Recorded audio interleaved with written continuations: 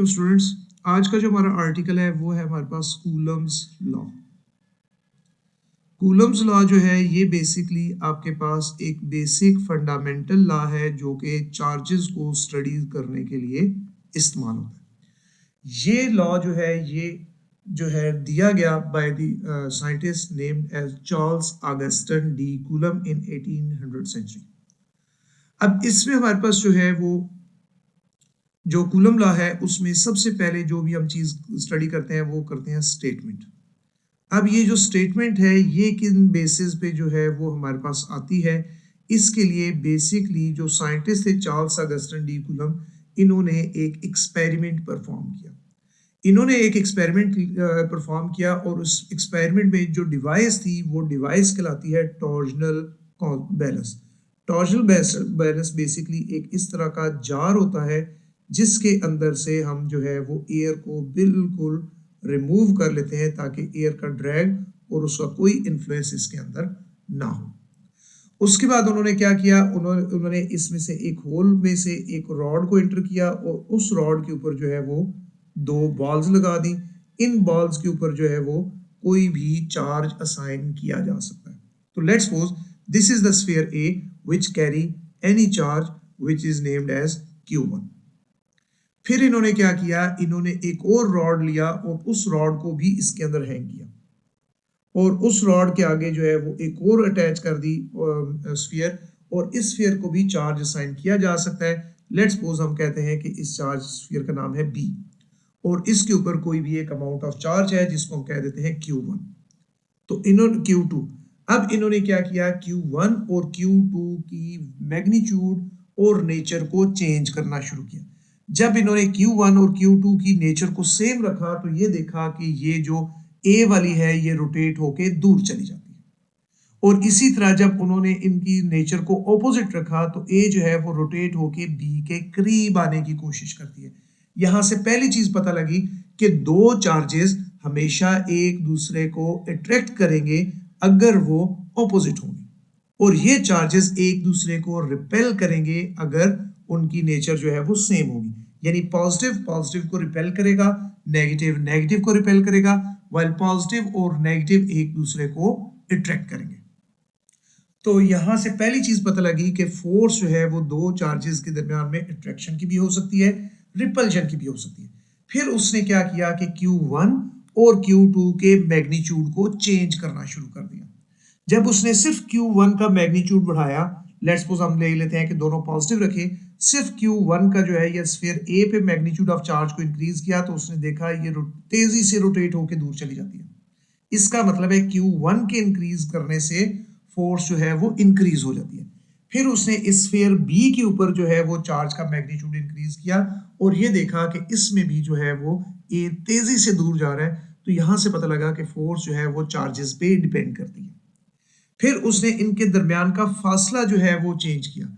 A को जब B के करीब लाता था तो A ज्यादा तेजी से मूव करता था और अगर जो है वो A को B के दूर रखता था तो वो कम जो है या स्लो मूव करके दूर जाता था।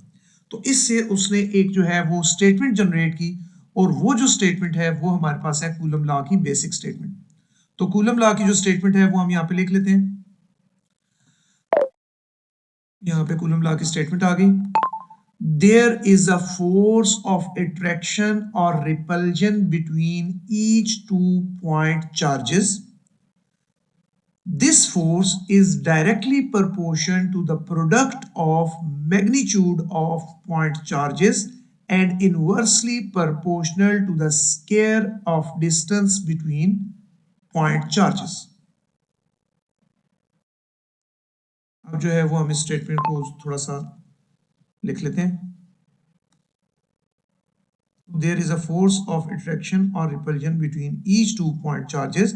This force is directly proportional to the product of magnitude of the point charges and inversely proportional to the square of distance between charges.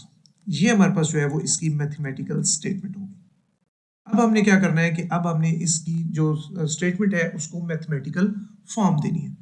तो लेट्स सपोज हमारे पास जो पहला चार्ज है वो हमारे पास है Q1, तो फोर्स जो है वो प्रोपोर्शनल है Q1 के भी और Q2 के भी, तो the force is directly proportional to the product of magnitude of point charges. और फिर दूसरी चीज जो इस इक्वेशन में बताएगी वो ये बताएगी कि this force is inversely proportional to the square of distance between them. A और बी के दरमियान का जो डिस्टेंस है उसको हम आर से रिप्रेजेंट कर देते हैं। तो यहाँ पे हमारे पास जो है वो दो इक्वेशंस बन गई, एक बन गई हमारे पास इक्वेशन 1, एक हमारे पास बन गई इक्वेशन 2। अब हम क्या कर लेते हैं, हम कंबाइन कर लेते हैं इक्वेशन 1 और इक्वेशन 2 को। कंबाइनिंग कर दिया इक्वेशन 1 एंड इक्वेशन 2, तो इससे हमारे पास जो इक्वेशन आएगी वो हमारे पास क्या बनेगी, वो इक्वेशन हमारे पास बनेगी एफ प्रोपोर्शनैलिटी साइन एक बार, Q1 एक बार, Q2 एक बार और आर स्क्वायर भी एक बार। अब हम क्या करते हैं, जब भी प्रोपोर्शनैलिटी साइन को हटाना होता है तो हम दो चीजें इस्तेमाल करते हैं। एक हम यूज करते हैं इक्वालिटी का साइन और दूसरा जो है वो हम यूज करते हैं प्रोपोर्शनैलिटी का साइन। तो यहां पे हमारे पास जो है वो आएगा F is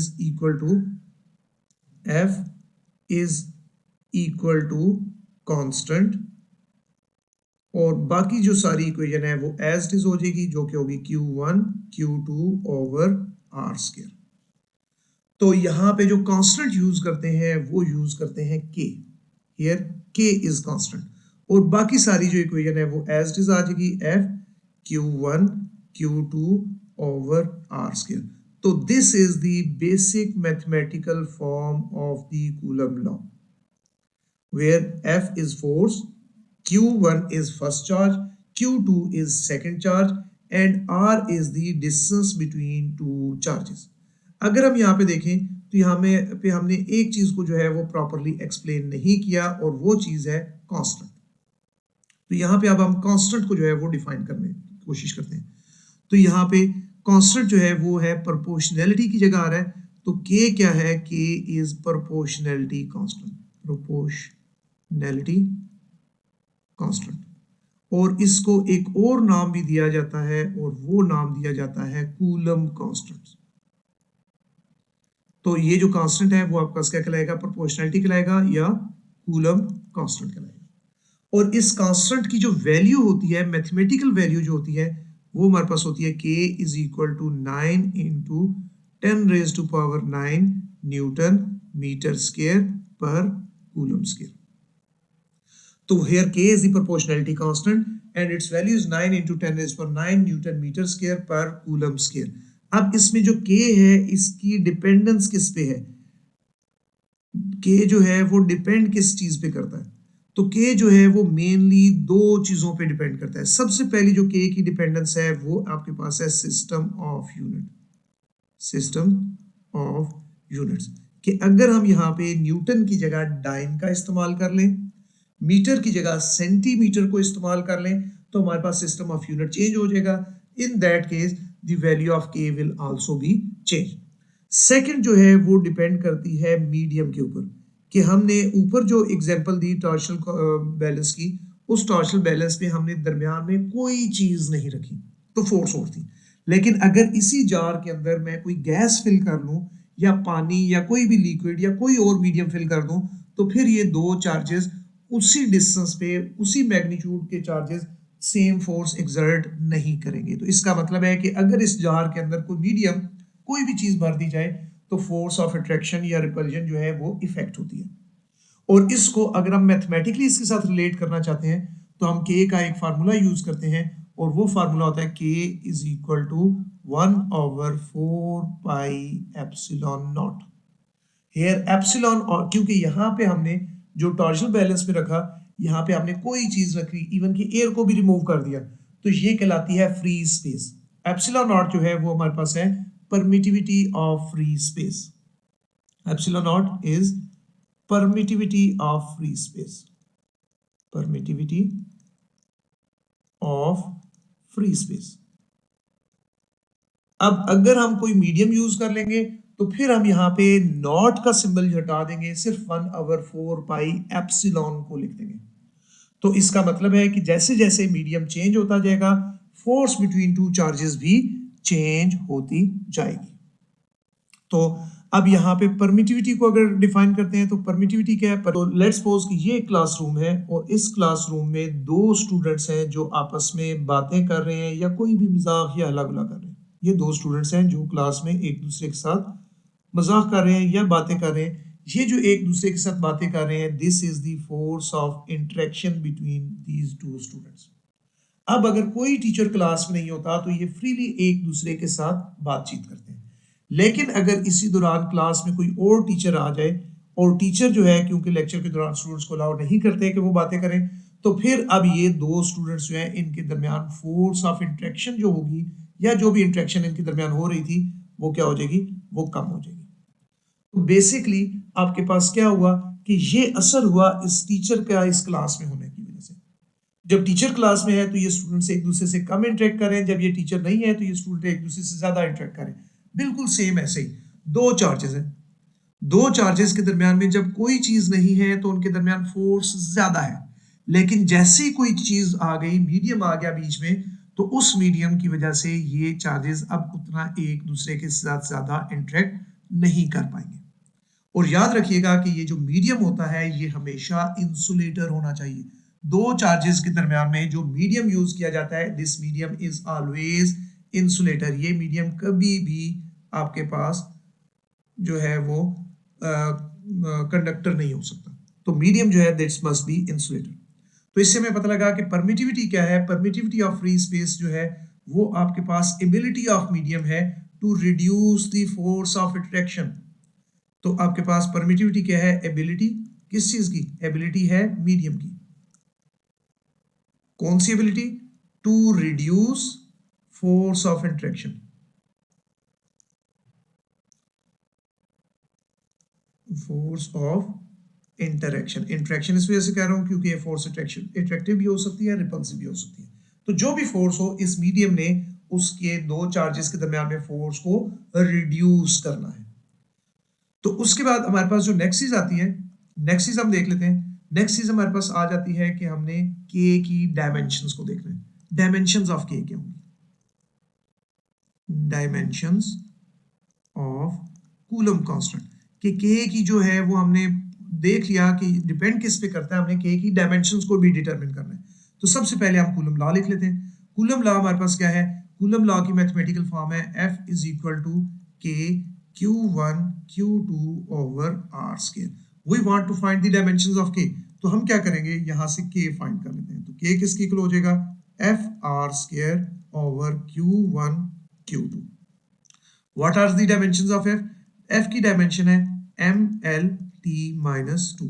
what are the dimension of R, R is the length, तो L स्क्वायर। और what are the dimension of charge, A into T, current into time, क्योंकि बेस क्वांटिटी करंट है, चार्ज नहीं है। तो अब यहाँ पे देखिए हमारे पास M एक बार यूज हो रहा है, तो यहाँ पे M को हम एक ही बार यूज कर लेते हैं। अगर L को देखें तो एक बार यहाँ यूज हो रहा है, दो बार यहाँ यूज हो रहा है। 2 + 1 इज इक्वल टू 3, तो ML की पावर 3 हो गया। T दो बार ऊपर है, दो बार नीचे, नीचे वाला जब ऊपर आएगा तो वो भी माइनस हो जाएगा, इसका मतलब है T की पावर क्या हो जाएगी, -4।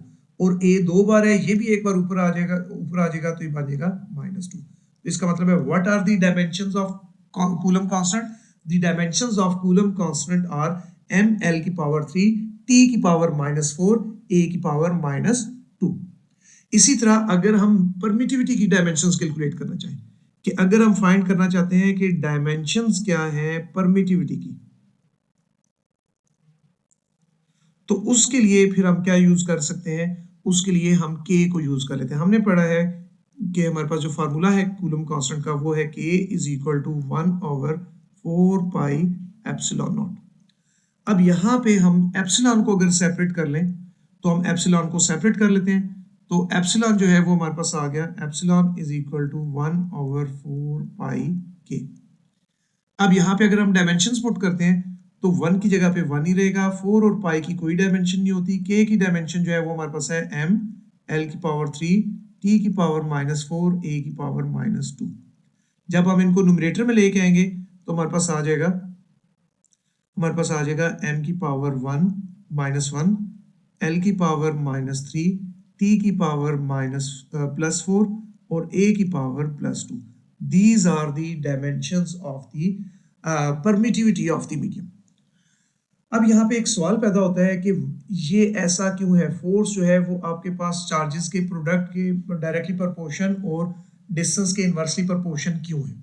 तो इसको भी हम थोड़ा सा देख लेते हैं कि सबसे पहला ये है कि why force is inversely proportion to the square of distance between two point charges. तो उसका बेसिक आंसर है इट इज एक्सपेरिमेंटली वेरीफाइड, क्योंकि जो टॉर्जल बैलेंस में एक्सपेरिमेंट किए चार्ल्स अगस्टिन डी कूलम ने, उसमें मैथमेटिकली वेरीफाई हुआ। लेकिन अगर हम इसको एक और तरीके से समझना चाहें तो हम यूं समझ लेते हैं कि let's suppose this is a spherical balloon या कोई भी स्फेरिकल ऑब्जेक्ट है और इसके सेंटर में एक चार्ज पड़ा है Q1 और इसकी सरफेस के ऊपर चार्ज पड़ा है Q2। अब ये Q2 इस सरफेस पे कहीं पे भी मौजूद हो, डिस्टेंस विल बी सेम, और डिस्टेंस सेम है तो फोर्स भी सेम होगी। अब अगर मैं देखूं तो मेरे पास फोर्स का चार्ज 1 का मैग्नीट्यूड इंक्रीज करने से फोर्स इंक्रीज हो रही थी, चार्ज 2 का मैग्नीट्यूड इंक्रीज करने से फोर्स इंक्रीज हो रही थी, और अगर मैं इसमें एयर फिल करना शुरू कर दूं तो जैसे जैसे इस स्फेरिकल रीजन का साइज बड़ा होता जाएगा वैसे वैसे Q1 और Q2 के दरमियान का डिस्टेंस भी जो है वो इंक्रीज होता जाएगा। तो बेसिकली स्फेरिकल रीजन बड़ा होता जा रहा है, तो मैं लिख सकता हूँ F is proportional to 1/a। अगर मैं इन तीनों को कंबाइन करूंगा तो F is proportional to Q1 Q2/a। a is the area of the spherical region. अब यहाँ पे अगर मैं कांस्टेंट सिर्फ मीडियम का लगा लूं तो मेरे पास बन जाएगा Q1 Q2/a।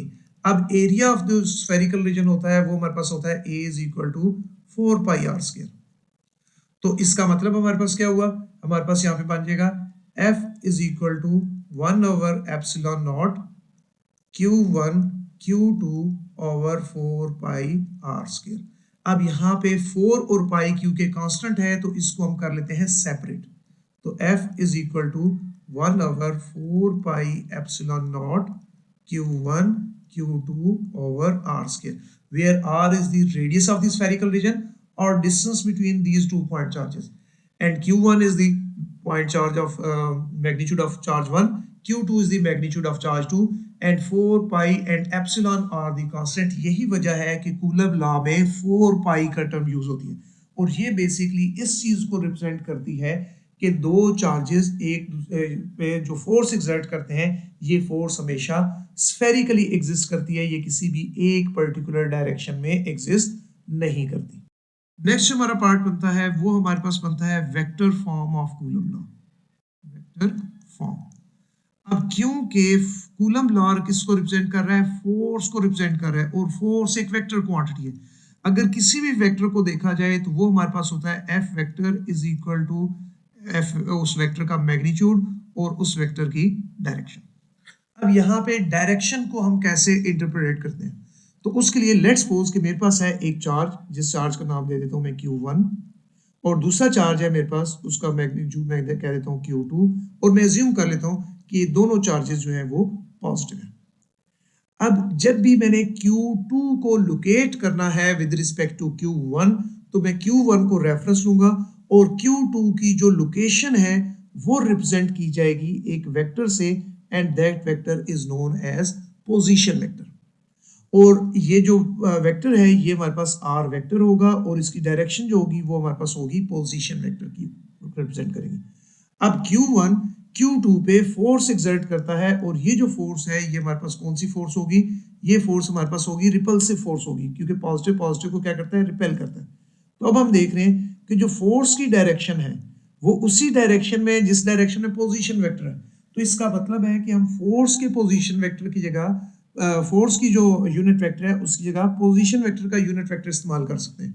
तो अगर हम यहाँ पे वैल्यूज पुट करें तो अभी हमने पढ़ लिया कि फोर्स का जो मैग्नीट्यूड होता है वो किसके इक्वल होता है, कि Q1 Q2/r², और यहाँ पे पोजीशन वेक्टर हम F के बजाय इस R का कैलकुलेट कर लेते हैं तो हम R यूनिट वेक्टर लगा देंगे। तो vector form of Coulomb law जो है वो हमारे पास क्या होगी, F is equal to K Q1 Q2/r² into R unit vector. अब यहाँ पे क्योंकि Q1 Q2 पे फोर्स एक्सर्ट कर रहा है, ये और डायरेक्शन में होगी, तो इसको हम इस तरह एलिब्रेट कर लेते हैं, the force on Q2 bye Q1, कि Q2 पे जो फोर्स एक्सर्ट हो रही है किस पे, Q1 के से, तो इसको हम रिप्रेजेंट कर लेते हैं F21 से कि 2 पे फोर्स एक्सर्ट हो रही है बाय 1, तो मैग्नीट्यूड क्या हो जाएगा K Q1 Q2 over R square. तो यूनिट वेक्टर भी हम यूज कर लेंगे R21 यूनिट वेक्टर, और इसको हम एक नाम दे देते हैं। लेट्स सपोज हम इस इक्वेशन को नाम दे देते हैं इक्वेशन 3 का नाम दे देते हैं। इसी तरह अब जो Q2 Q1 पे फोर्स एक्सर्ट कर रहा है, क्योंकि Q2 Q1 को रिपेल कर रहा है, तो वो इस डायरेक्शन में फोर्स एक्सर्ट करेगा। तो इस वजह से हम इसको कह देते हैं F12 force on Q1 bye Q2। ये हमारे पास क्या हो जाएगी, force on Q2 bye Q1। तो इस वजह से हमारे पास जो यहाँ पे F12 बनेगा, यानी फोर्स ऑन Q1, यहाँ पे हम रिप्रेजेंट कर लेते हैं force on Q1, the force on Q1, the force on Q1 by Q2। अगर इस फोर्स को हम रिप्रेजेंट करते हैं तो हम कैसे कर सकते हैं, F12, यहां पे हम इसको रिप्रेजेंट कर लेते हैं F12 is equal to K Q1 Q2 over R square into R12 unit vector, और इस इक्वेशन को हम कोई भी एक नाम दे देते हैं इक्वेशन नंबर 4। अब हम देखते हैं कि हमारे पास यहाँ पे दो यूनिट वेक्टर का इस्तेमाल हो रहा है। पहला यूनिट वेक्टर है R21, दूसरा यूनिट वेक्टर है R12। तो क्योंकि unit vectors equal in magnitude होते हैं और ऑपोजिट इन डायरेक्शन होते हैं, तो R21 यूनिट वेक्टर जो होगा वो इक्वल टू होगा R12 यूनिट वेक्टर के मैग्नीट्यूड के बराबर 1 2। तो अब ये इक्वेशन रिप्रेजेंट कर रही है कि दोनों यूनिट वेक्टर का मैग्नीट्यूड इक्वल है, because unit vector has the magnitude of 1, और एक जो है वो लेफ्ट साइड पे है, दूसरा राइट साइड पे है, तो इनकी डायरेक्शन ऑपोजिट है। This negative sign indicate the opposite direction. अब ये वाली वैल्यू अगर मैं इक्वेशन 3 में पुट करता हूं, तो इक्वेशन 3 जो है वो मेरे पास क्या रिजल्ट देती है, इक्वेशन 3 का जो रिजल्ट है वो बन जाएगा F21 vector is equal to K Q1 Q2 over R square और माइनस R12 यूनिट वेक्टर, जिसको सिंप्लीफाई करके नेगेटिव साइन को पहले लिख लेते हैं Q1 Q2 over R square R12 unit vector. अब ये जो R12 यूनिट वेक्टर है ये रिप्रेजेंट कर रहा है F12 को, तो इसका मतलब है कि हम लिख सकते हैं कि F21 vector is equal to minus F12 vector, और ये इक्वेशन रिप्रेजेंट करती है Newton's third law of motion को। तो हम कह सकते हैं Coulomb force is consistent with the Newton third law of motion. हम कह सकते हैं कि कूलम फोर्स इज कंसिस्टेंट, या कूलम लॉ यहां पे कह देते हैं कि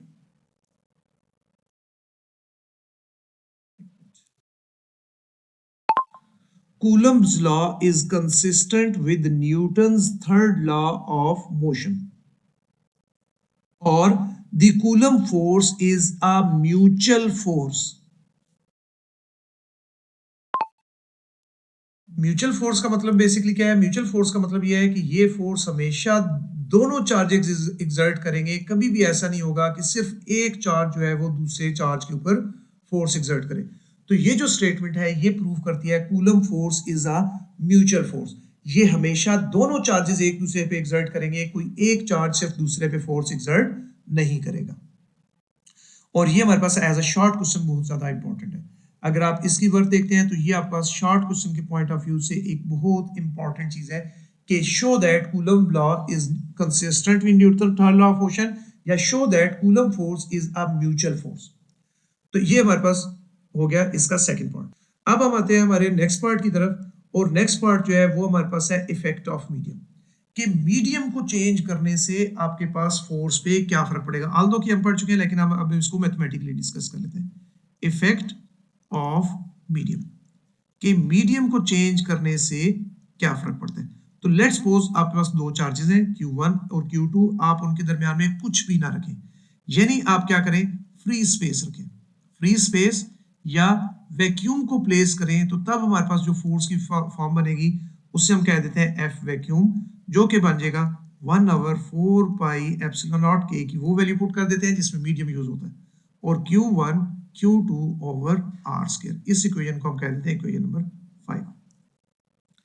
अब अगर हम क्या यूज करें, कोई भी मीडियम यूज कर लें, और मैंने बताया था मीडियम क्या होना चाहिए, मीडियम हमारे पास क्या होना चाहिए, हमेशा इंसुलेटर होना चाहिए। तो इन केस ऑफ मीडियम, तो जब भी दो चार्जेस के दरमियान में मीडियम यूज होगा तो फोर्स की वैल्यू चेंज हो जाएगी, उससे हम एफ एम कह देते हैं। तो इसमें क्या चेंज हो जाएगा, फोर तो नंबर है कोई फर्क नहीं पड़ेगा, पाई भी नंबर है कोई फर्क नहीं पड़ेगा, यहाँ पे सिर्फ एप्सिलॉन आ जाएगा। और दो चार्जेस के मैग्नीट्यूड पे हमने कोई असर नहीं डाला, उनके दरमियान डिस्टेंस पे कोई असर नहीं डाला, तो ये हमारे पास इक्वेशन बन गई 6। अब यहाँ पे हम एक टर्म यूज करते हैं और वो टर्म हम कहते हैं रिलेटिव परमिटिविटी। रिलेटिव परमिटिविटी का क्या मतलब है कि हमने स्टैंडर्ड लिया हुआ है फ्री स्पेस की परमिटिविटी को। तो अगर हम कोई भी मीडियम जो है उसकी परमिटिविटी देखना चाहते हैं तो हम ये चीज देखेंगे कि उसकी परमिटिविटी फ्री स्पेस से ज्यादा है या फ्री स्पेस से कम है। तो relative permittivity is the ratio between the permittivity of medium and the permittivity of the free space. यानी हमने किसी भी मीडियम की परमिटिविटी को न्यूमरेटर में रखना है, एयर की या जो फ्री स्पेस है उसकी परमिटिविटी को डिनोमिनेटर में रखना है, तो हमारे पास आ जाएगा ई आर। और ये जो ई आर है, ये हमने पढ़ा था कि फोर्स कम होती है तो रिलेटिव परमिटिविटी हमेशा ग्रेटर देन 1 होती है। Relative permittivity is always greater than 1। इसका मतलब क्या है कि मीडियम की परमिटिविटी हमेशा ज्यादा होती है और फ्री स्पेस की परमिटिविटी हमेशा मीडियम की निस्बत, किसी भी मीडियम की निस्बत कम होगी। और अगर हम बात करें यूनिट की, तो इन दोनों की जो यूनिट है वो आपके पास क्या होगी, सेम होगी। एप्सिलॉन की भी जो वैल्यू होती है वो आपके पास होती है 8.85 into 10 raised to power -12 coulomb square per newton metre square. तो इसकी भी यूनिट सेम है, इसकी भी यूनिट सेम है। जब यूनिट सेम है तो इसकी कोई भी यूनिट नहीं होती, तो हम लिख देते हैं कि इसकी कोई यूनिट नहीं होती। नेक्स्ट जो है वो हम आ जाते हैं कि अगर हम यहां से रिलेटिव परमिटिविटी को कैलकुलेट करें, तो relative permittivity of medium calculate करते हैं तो वो हमारे पास बन जाएगा relative permittivity into permittivity of free space. इसको हम इक्वेशन नंबर 7 कह देते हैं। अब ये इक्वेशन नंबर 7 जो है वो हम पुट कर देते हैं इक्वेशन नंबर 6 में। पुटिंग 7 इन 6, पुटिंग इक्वेशन 7 इन 6। तो अगर हम इक्वेशन 7 को 6 में पुट करें तो हमारे पास क्या बन जाएगा, हमारे पास बन जाएगा F medium is equal to 1/4 pi, epsilon की जगह लिखेंगे epsilon naught epsilon R Q1 Q2 over are square. अब अगर हम इसको यहाँ पे थोड़ा सा रीअरेंज कर दें, तो रीअरेंज करने पे हम 1/एप्सिलॉन आर को साइड पे लिख सकते हैं, 1/एप्सिलॉन आर को साइड पे लिख सकते हैं। बाकी क्या बचेगा, 1/4 pi epsilon naught Q1 Q2 over are square, जो कि हमारे पास बन जाएगा F vacuum over epsilon R. तो यहां से हमारे पास एक इक्वेशन बनी, और वो इक्वेशन बनी कि एफ मीडियम जो है वो आपके पास होती है F vacuum over epsilon R. अब यहां से अगर हम रिलेटिव परमिटिविटी को अगेन कैलकुलेट करें, तो रिलेटिव परमिटिविटी जो है वो हमारे पास आएगी, रिलेटिव परमिटिविटी हमारे पास आएगी F vacuum over F medium. तो इसका मतलब है relative permittivity is the ratio between the force between two charges when vacuum is used as dielectric to the force between two charges when any medium is used as dielectric। अब हमने क्योंकि पढ़ा है कि जो relative permittivity होती है ये हमेशा greater than 1 होती है, तो हम relative permittivity की जगह इस्तेमाल कर लेते हैं F vacuum over F medium, तो ये भी greater than 1 होना चाहिए। और यहाँ से अगर क्रॉस मल्टीप्लिकेशन करें तो हमारे पास आ जाएगा F vacuum is greater than F medium. और ये चीज क्या साबित करती है कि जब भी दो चार्जेस के दरमियान में कोई चीज मौजूद नहीं है तो तब जो है वो हमारे पास फोर्स ग्रेटर होगी, और जब भी हम मीडियम यूज करेंगे तो फोर्स क्या हो जाएगी, लेस हो जाएगी। और यही चीज हमने आर्टिकल के स्टार्ट में कही थी कि दो चार्जेस के दरमियान फोर्स जो है वो मीडियम डालने से रिड्यूस हो जाती है। अब हम आ जाते हैं अपने लास्ट पार्ट की तरफ, और लास्ट पार्ट जो है वो हमारे पास है इससे रिलेटेड कुछ टेक्निकल चीज़ों से। जैसे हमारे पास जो है अगर फर्ज करें कि फोर्स डबल हो जाए, अगर डिस्टेंस डबल हो जाए, डिस्टेंस डबल हो जाए तो फोर्स पे क्या फर्क पड़ेगा। डिस्टेंस डबल हो जाए तो हमारे पास क्योंकि फार्मूला है F is inversely proportion to R square, तो जब आप इस आर की जगह 2 यूज करेंगे तो डिनोमिनेटर में क्या आंसर आएगा, 4 आ जाएगा तो इसका मतलब है force will decrease by 4 time.